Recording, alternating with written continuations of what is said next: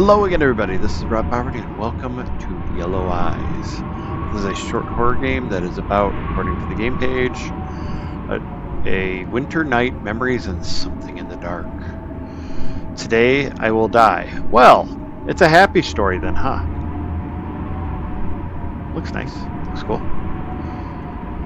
It's a stupid thought, but it has latched on to me like a persistent fly, buzzing in my ear all day long, repeating the same thing over and over. Today, I will die. Maybe it's true, but for some reason, I'm not scared at all. Maybe I've already come to terms with it. Maybe the contents of the suitcase under my hand are giving me peace. It's cold. My face is tingling. I lost all feeling in my toes long ago, and yet I'm sitting so comfortably on this wooden bench. For some reason, I don't feel like leaving. Above my head is a street lamp, and the small area it illuminates is now a whole world to me. Beyond its border, there in the space of darkness, the thin silhouettes of trees are barely visible. The snow continues to fall slowly, and the faint howling of the wind carries me back to a winter day exactly like this, 20 years ago. Back then, I was still a boy of about 10, building snow forts and playing snowballs with the kids all day long. I can no longer remember their faces, and their names have long since faded from memory. But I remember how, completely exhausted and sweaty, I lay in the snow, surrounded by what seemed to me like the enormous walls of my snow fort. It had long been dark, all the kids had gone home, and I lay there trying to make out the slowly falling snow, almost invisible against the bright light of the lamppost. And the feeling was exactly the same as it is now. I'm all wet and cold, my face is tingling, and yet I keep lying there as if the world beyond the snow fort no longer exists. As if there is no time, there is only the snow and me. Suddenly a voice rang out. Boy! It was so creaky, as if someone was stepping on and breaking thin ice, and at the same time, there was a certain cold, metallic undertone to it. Boy! Interesting. I froze. You're already freezing. Boy.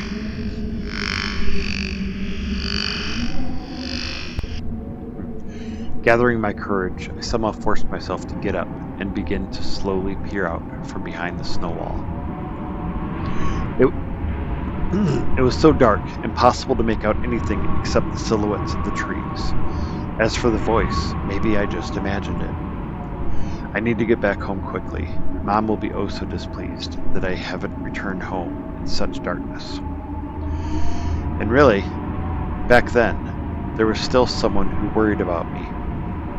Now only an empty apartment and an unfinished TV series await me. Ahead, the crunch of footsteps sounded, but no matter how hard I peer, I can't make out anyone, just like back then.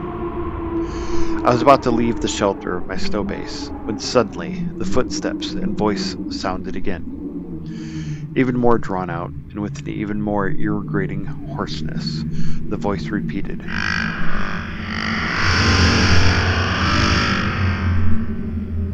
Doesn't sound good. The voice was clearly getting closer, and gradually two small, round, yellow dots emerged from the darkness. Hi there! I didn't know what to do. What will happen if I run away? What would happen to me even if I just spoke? Who would I be speaking to? Or what? What would I be speaking to? As I sit on the bench, the crunch of footsteps becomes increasingly distinct. Slowly, two yellow dots begin to emerge from the darkness. I see you! I don't even know how I managed to gather courage back then, or why I decided to do it. But at that time, it happened in a natural way. Oh, hi. I picked up a snowball and threw it towards the yellow dots. The snowball flew right between the two yellow dots and then dissolved into the darkness. In response, a creaky, almost whistling laughter rang out. Come out to me, boy. Come closer to me, boy. crazy sound. I began to understand that as long as I stood in the light, nothing would happen to me, but I didn't know what to do next. Footsteps sounded somewhere behind me. Dima, where are you? Dad? Just a second, and he was gone. Oh, the yellow eyes. The yellow eyes disappeared along with him. For 20 years, every winter, every day, I come to this courtyard. Today I will die, or it will die. Ah, hand on the suitcase. You've got a weapon. A hoarse laughter. The streetlight flickered. That might be bad. Oh, was that it? Was that the end? Did I click too soon, or was that the end? I think that was the end. Thank you for playing. Game by Spookle Mac Boogle. That's kind of cool, kind of creepy. Not a whole lot going on, but it was very creepy. I liked it, enjoyed it. Very creepy, good art and stuff like that. But anyway, thank you for watching. As always, like, subscribe, share is always appreciated, and I hope you have a great day.